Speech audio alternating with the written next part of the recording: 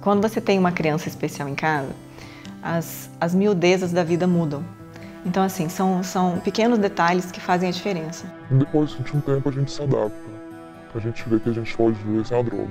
Problemas no trabalho, problemas familiares, problemas diversos, e aí elas utilizam da droga como o estopim, né, daquilo. É necessário que se invista em políticas públicas, não apenas em aumento de penas, em punições mais exemplares, em encarceramento.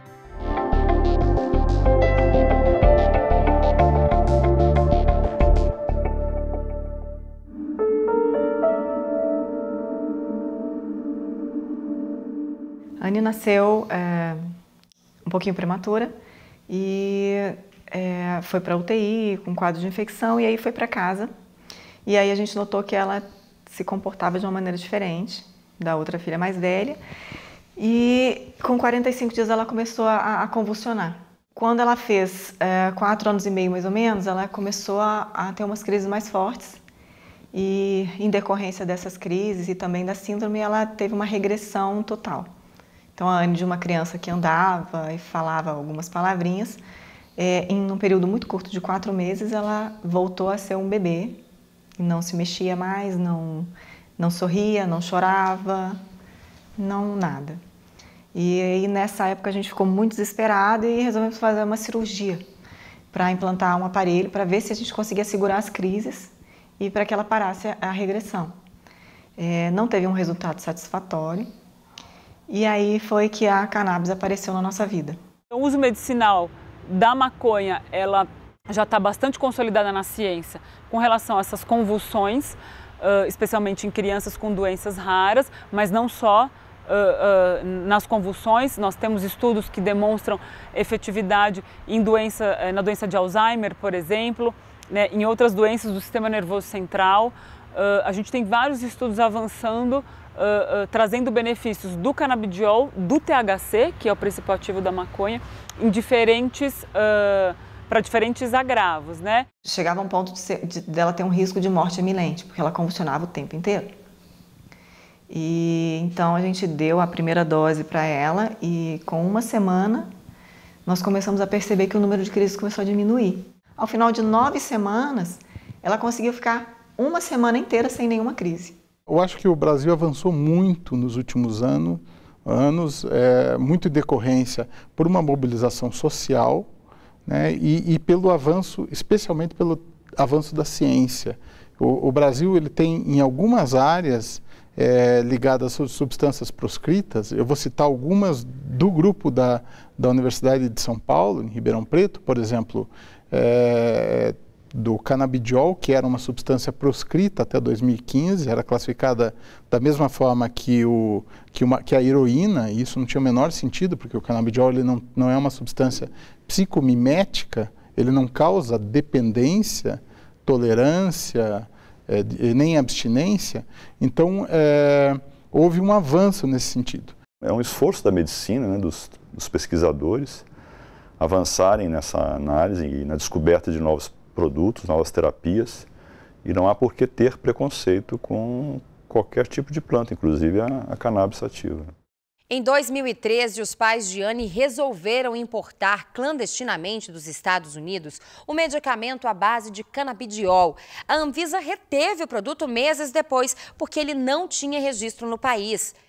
Eles entraram na justiça para continuar o tratamento e a decisão foi rápida. Em 1º de abril de 2014, o advogado entrou com a ação e no dia 3 já tinha a autorização da justiça para a importação do canabidiol. Depois disso, outras famílias também conseguiram fazer esse tipo de tratamento dentro da legalidade. Em 2015, a Agência Nacional de Vigilância Sanitária disponibilizou o procedimento de importação de produtos à base de canabidiol por pessoa física para uso próprio, mediante prescrição de profissional legalmente habilitado para tratamento de saúde. Para isso, é preciso fazer um cadastro na agência. Pode ser pela internet, e-mail ou pelo correio. No site da Anvisa tem todas as informações necessárias com o passo a passo para a importação. Recentemente, a cannabis sativa entrou na lista das denominações comuns brasileiras, ou seja, pode servir de interesse da indústria farmacêutica no Brasil. Isso é importante? É bastante importante, mas ainda é pouco suficiente para a nossa realidade. Por quê? Porque, por exemplo, no caso do canabidiol, a importação da substância é uma importação muito cara e que não é possível que as pessoas, de um modo geral, tenham recursos para financiar esse tipo de medicamento. A liberação de substâncias para uso medicinal não está proibida pelas convenções de Viena. Ainda mais, as Nações Unidas, a UNGAS, mostrou a preocupação porque muitas vezes medicamentos para paliar a dor não estão ou não chegam à população que precisa. O judiciário, eu acho que foi importante nesse sentido, e para nós, a ciência, essa reclassificação foi muito importante porque no meu laboratório eu não tenho uma substância proscrita. Eu posso trabalhar com uma substância controlada, assim como são os antidepressivos, os anticonvulsivantes, e isso realmente abriu uma facilidade para nós cientistas estudarem de uma maneira muito mais tranquila. Se você tiver um olhar diferenciado para a cannabis, vamos colocar só a cannabis a princípio. Ela tem um potencial medicinal inegável, ela tem um potencial industrial que muita gente não conhece, que poderia ser um grande avanço no Brasil com relação à produção de tecido, produção de celulose, produção de painel de carro, porque tudo isso você consegue fazer com a cannabis. Você teria um impacto também dessa regulamentação da cannabis na questão jurídica, na superlotação das cadeias, principalmente a questão da superlotação das cadeias femininas. Então, uma regulamentação da cannabis, ela avançaria em vários pontos sociais. Muitas vezes a transformação social depende de uma decisão judicial. Uma decisão judicial feita com coragem, evidentemente que com amparo nas leis, na Constituição, mas com coragem para fazer alguns avanços que muitas vezes uma visão ortodoxa que vinha sendo adotada não permitia, traz uma relevância maior do papel do juiz, do judiciário, nesses avanços. E o judiciário tem um papel enorme nisso, junto com toda a sociedade, mas especialmente na frente do debate tem que estar a ciência e a saúde pública também, diferenciando o que é um uso recreativo, que tem seus efeitos negativos, e a sociedade tem que debater se quer legalizar ou não essas substâncias, com o uso medicinal. A Anne hoje come muito bem, ela dorme muito bem, ela consegue ir para a escola. Faz birra. Sabe, ela faz até birra. A gente adora, né? Hoje ela consegue chorar, hoje ela sorri. Então, assim, faz uma diferença danada. Continua sendo uma criança sindrômica, continua sendo uma criança que não anda, continua sendo uma criança que não fala. Mas o que diferencia é essa qualidade de vida. E é esse o sentimento que a gente tem hoje com a Anne, que ela está presente, sabe? Que ela está aqui.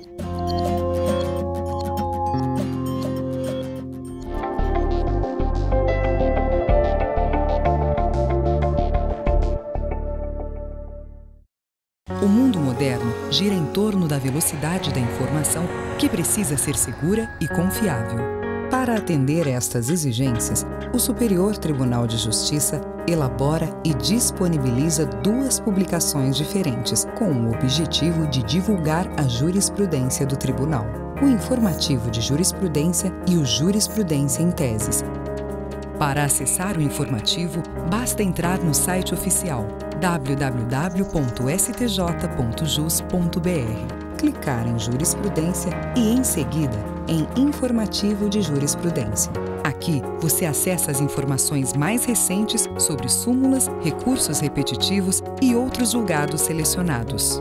E pode consultar por edição, por data, com arquivos organizados em ordem cronológica e reunidos de acordo com o ano de publicação, ou separados de forma temática, por ramos do direito. Também é possível fazer pesquisa livre por assunto. Outra publicação quinzenal do STJ é o Jurisprudência em Teses, um caderno temático elaborado a partir da análise de toda a base de acórdãos e decisões monocráticas do Tribunal, onde você encontra os entendimentos existentes no STJ sobre temas específicos selecionados de acordo com a relevância jurídica. Você pode consultar as teses por edição e separado por ramos do direito, ou fazer uma pesquisa livre por assunto. Fácil, rápido e eficiente. É a busca pela excelência no atendimento a você, cidadão brasileiro. Superior Tribunal de Justiça, o Tribunal da Cidadania.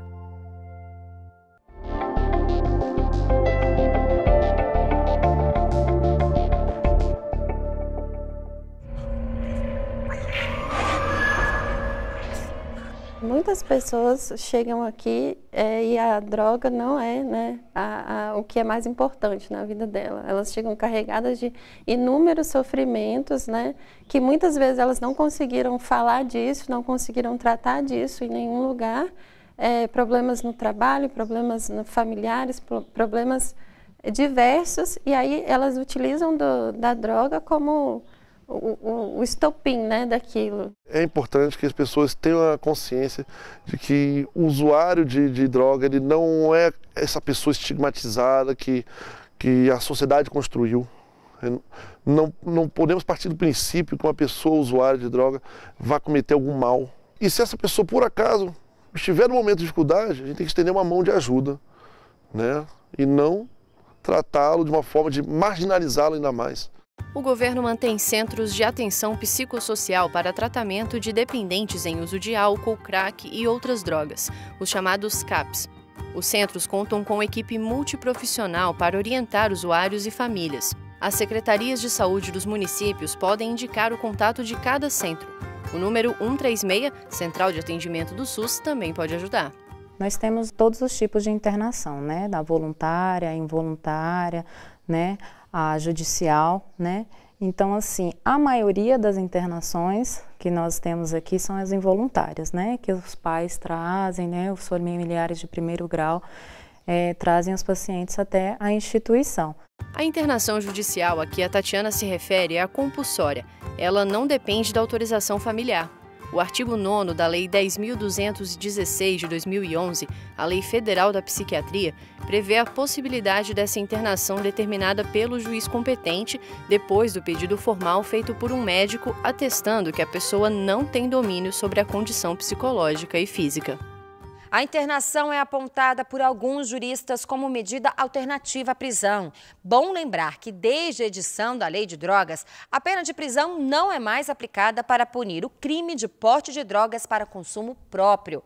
O STJ, inclusive, entende que com a nova legislação não houve a descriminalização do porte de drogas para consumo próprio, mas a substituição da prisão por medidas alternativas. Muitas vezes o próprio dependente não aceita essa intervenção, não se vê como, digamos assim, necessitado de um acompanhamento mais próximo, né? E rejeita, portanto, qualquer ajuda. Em algumas situações, essa rejeição o leva à morte. Então, para salvar uma vida, talvez o sacrifício temporário da liberdade seja algo a se pensar como uma alternativa válida. Essa questão de que a pessoa fica isolada do meio social, sim, isso existe. Isso é real porque quando ela está internada, ela de fato está isolada do meio social. Mas a gente tenta hoje que a internação seja o mais breve possível e que ela fique o menos tempo isolada desse meio social. Era um tabu na sociedade, as pessoas não queriam sequer debater o assunto, né? E aceitavam estar assistindo uma guerra cada vez mais danosa para a sociedade. É preciso que a gente revise a política sobre drogas, um olhar muito mais de impacto social, no impacto de saúde. Se a gente conseguir rever a política sobre drogas com outros paradigmas e não apenas o paradigma da criminalidade, eu tenho certeza que a gente vai avançar muito rapidamente. Se a gente observar as características das pessoas que têm problema com crack, por exemplo, são pessoas que tiveram pouco acesso à educação, são pessoas jovens, pessoas geralmente de comunidades mais pobres, enfim, então são pessoas que têm, ao longo da sua história, essas pessoas já foram destituídas dos seus direitos. Para que haja descriminalização, pura e simplesmente, né, ou até a regulamentação do uso de algumas substâncias entorpecentes, seria necessário que o Estado pudesse prover serviços públicos, sobretudo na área da saúde pública, suficientes para atender o universo de pessoas que seriam objeto desse atendimento. E o que nós vemos hoje, infelizmente, no Brasil é uma carência total de recursos humanos e materiais que atendam a população nas suas mais diversas necessidades. Então nós criaríamos mais uma e essas pessoas ficariam sem o acompanhamento e de modo que, sob esse aspecto, eu acho um pouco problemático.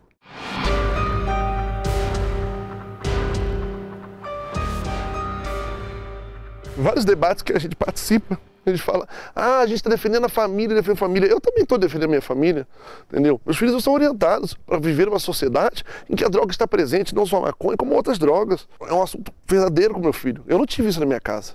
As pessoas, esses pais, né, hoje em dia eles se informam, mas não assim, poxa, eu vou falar pro meu filho realmente o que de fato é, entendeu? Senão eu vou dar abertura pro meu filho me falar o que está acontecendo. As pessoas não se informam e eu vejo muito isso porque minha família não se informou. Minha própria família não se informou. Então, quando eles foram realmente ver a situação que eu já estava, eu já fazia o uso há quase 10 anos. Minha maior preocupação no sentido das drogas é a desinformação. Hoje a gente pega jovens que falam, não, maconha é uma droga natural e não faz mal. E é justamente a população de maior risco que vai sofrer mais. A súmula 492 do Superior Tribunal de Justiça traz o entendimento da Corte sobre os limites para internação de menores por ato infracional análogo ao tráfico de drogas. A súmula estabelece que o ato em si não conduz obrigatoriamente à medida socioeducativa de internação do adolescente. Com relação a esse entendimento sumulado aqui do STJ, ele decorreu da constatação de que ainda que seja grave a conduta que é considerada um ato infracional análogo ao crime de tráfico de entorpecentes, praticada por um adolescente, nós não podemos aceitar como natural que qualquer ato infracional dessa natureza implique a internação do adolescente como único meio de ressocialização desse jovem, né? Porque o Estatuto da Criança e do Adolescente, ele possui pelo menos 3 medidas socioeducativas, além de outras providências secundárias, mas como punição, digamos assim, ele prevê a liberdade assistida, a semi-liberdade e a internação. Não tem sentido um adolescente pego com baseado ele ir preso. Mas há medidas de que você possa trabalhar no sentido de fazer coisas mais rápidas, mais ágeis, talvez alguns grupos ou processos que possam ser resolvidos rápidos, tentando passar orientação. Dentro da competência da terceira sessão do STJ, que se compõe de 2 turmas, ou seja, os 10 ministros que julgam matéria criminal, nós temos uma estimativa de que 20%, aproximadamente 20% de tudo que chega aqui, isso engloba habeas corpus, recursos sem habeas corpus, recursos especiais, se refere a processos sobre crimes de tráfico de drogas. De acordo com dados estatísticos do STJ, em 2015 foram mais de 460 mil processos julgados no tribunal. Destes, 32.547 eram habeas corpus. O tema drogas apareceu em mais de 8 mil deles. Em 2016, o número de ações com o assunto ultrapassou 11 mil e até 30 de abril de 2017 foram 4.604 habeas corpus com a matéria. Um outro questionamento muito frequente é quanto à necessidade de manter essa pessoa presa enquanto ela responde ao processo. Porque nós temos a prisão preventiva, de natureza cautelar, que o objetivo é evitar que se repita aquela conduta enquanto o processo dura, ou evitar que a pessoa fuja ou atrapalhe o processo, a instrução. E temos a prisão que decorre da sentença condenatória. Então, não necessariamente aquele que responde por um crime grave deve, durante o processo, ficar preso. Ele pode responder em liberdade, o que facilita a sua defesa, o que diminui os efeitos do encarceramento, até para que se prove se ele realmente cometeu o crime. Então, nós entendemos que a prisão antes da condenação é uma prisão excepcional. Ela só pode ser imposta quando absolutamente é necessário.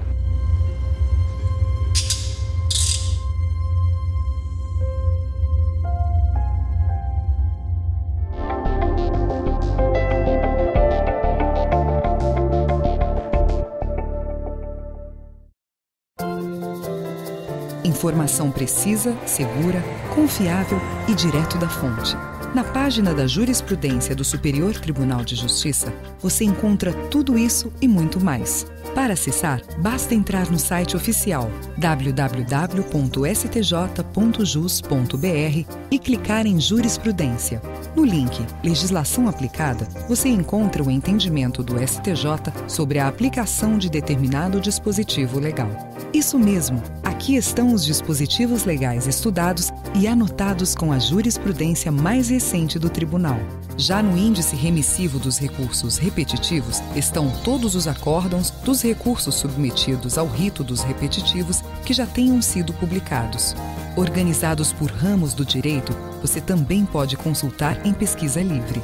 A página da Jurisprudência ainda oferece as súmulas anotadas do STJ com trechos transcritos de julgados do Tribunal. Você pode pesquisar por temas, pela ordem crescente ou decrescente dos números das súmulas ou por pesquisa livre. Fácil, rápido e eficiente. É a busca pela excelência no atendimento a você, cidadão brasileiro. Superior Tribunal de Justiça. O Tribunal da Cidadania.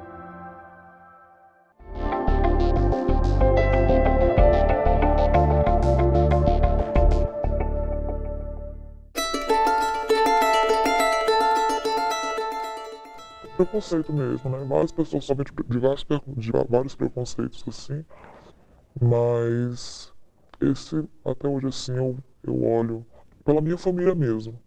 Meus familiares mais próximos e os mais distantes, quando ficaram sabendo, foi um choque. Foi um choque, sim, que eles não acreditavam. Hoje o preconceito ele está aí, né? E às vezes as pessoas não reconhecem que isso é uma doença, né? Falar, tá usando porque é vagabundo, enfim, as pessoas têm ainda o preconceito e isso é trabalhado também, né? A gente precisa trabalhar mais isso em meio social também para mostrar para as pessoas que é uma doença. O alcoolismo, a dependência da droga é uma doença e que precisa ser tratada e que precisa de ajuda. Não só em relação a cannabis, como praticamente todos os produtos proscritos. Eu acho que faltam estudos, faltam informações que abordam o assunto. A gente vincula muito a ideia da cannabis, da maconha, com preconceito. Mas por que existe talvez tanto preconceito? A gente acredita que a única maneira de você derrubar um preconceito é com informação, mas informação de qualidade. As pessoas tendo informação de qualidade, sabendo como está sendo usado e o objetivo do uso, o preconceito cai por terra. Isso vale para cannabis como para qualquer outro produto proscrito. Falta uma vontade maior da sociedade civil e do próprio Estado de estimular a reflexão, o debate sobre esse tema. O propósito do seminário, por ocasião dos 10 anos da Lei Antidrogas, foi, acima de tudo, voltado a isso, ou seja, trazer profissionais de todas as áreas do saber para que eles nos munissem de informações, cada um de sua área, para que esse assunto seja debatido não só no meio jurídico. De nada adianta nós aqui, na Justiça, julgarmos processos se a sociedade não se mobiliza para que essa realidade se transforme. E isso não será feito só com direito penal, isso tem que ser feito com políticas públicas, com investimentos maciços em propaganda, em educação, reflexão, estudos científicos, né? E novas leis também, enfim, que nos permitam ter uma realidade diferente da que temos hoje. Nos dias 25 e 26 de abril de 2017, a Escola Nacional de Formação e Aperfeiçoamento de Magistrados, a Infam, e o Superior Tribunal de Justiça reuniram especialistas, pesquisadores, políticos e ministros para debater a questão das drogas no contexto nacional, estimulando reflexões sobre os 10 anos de vigência da Lei 11.343 de 2006, popularmente conhecida como a Lei de Drogas. Eu sei que tem pessoas com cabeças fantásticas, maravilhosas. Nós precisamos aumentar o nível crítico dessa discussão. Nós precisamos nos unirmos, mas nós, além das crises todas que nós vivemos uma crise de fazer. De fazer. Como a gente diz, de botar a cara. E botar a cara é ruim. Bom é ficar com as costas na parede, que você está protegido, e dizer tudo que a população gostaria de ouvir. Agora, nós estamos num momento no Brasil em que a gente tem que tirar as costas da parede e se colocar e defender aquele princípio.